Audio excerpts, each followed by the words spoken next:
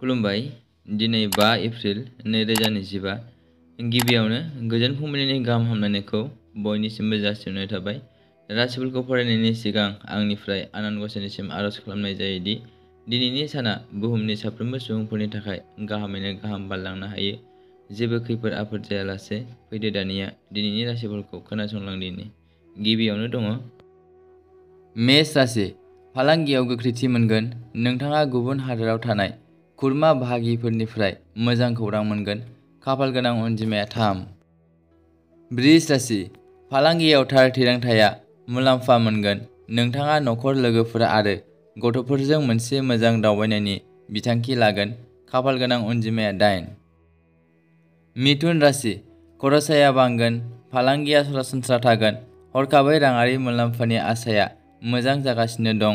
खाफाल गोनां अनजिमाया 9। कर्कट राशि। फालांगियाव जेंनाया बांगोन। सहायनायजों राहा लागोन। नोंथाङा दुखुनि खौरां मोननो हागौ। खाफाल गोनां अनजिमाया 9। सिंह राशि। फालांगि आरो आयेनारि आयदाफोराव मुलाम्फानि नेरसोनफोर नुनो मोनगासिनो दं। हाथायाव बांसिन मुलाम्फानि जाथावना दं। खाफाल गोनां अनजिमाया 4। कन्या राशि। थागिबिया फान्डनिफ्राय मुलाम्फा मोनगोन। समाजारि हाबायाव गोसो जानाया बांगोन। खाफाल गोनां अनजिमाया 6। तुला राशि। दिनैनि साना राङारि आयदाफोरनि मोनफ्रोमबो बिथिङाव मोनसे मुलाम्फा गोनां सान। नोंथाङा दाहार लानाय रां मोनगोन। खाफाल गोनां अनजिमाया 3। वृश्चिक राशि। गुबै सम्पथि आरो हटेल दारिमिनजों सोमोन्दो थानाय सुबुंफोरा मुलाम्फा जागोन। नोंथांनि खरसाखौ सामलायनायाव लाखि, नङाब्ला खामानिया गोहोम गोग्लैगोन। खाफाल गोनां अनजिमाया 6। धनु राशि।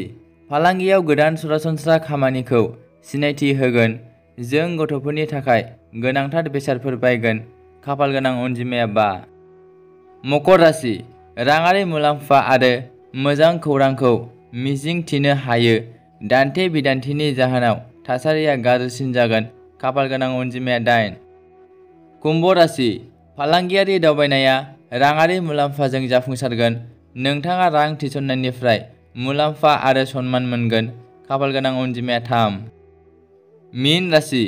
फालांगिया मोजाङै थागोन आरो आय थागोन। साखोन-सिखोनजों लोगोसे सावस्रियावबो गोसो हो। खाफाल गोनां अनजिमाया 6। दिनैनि राशिफोरनि एसेनोसै। गोजोन्थों।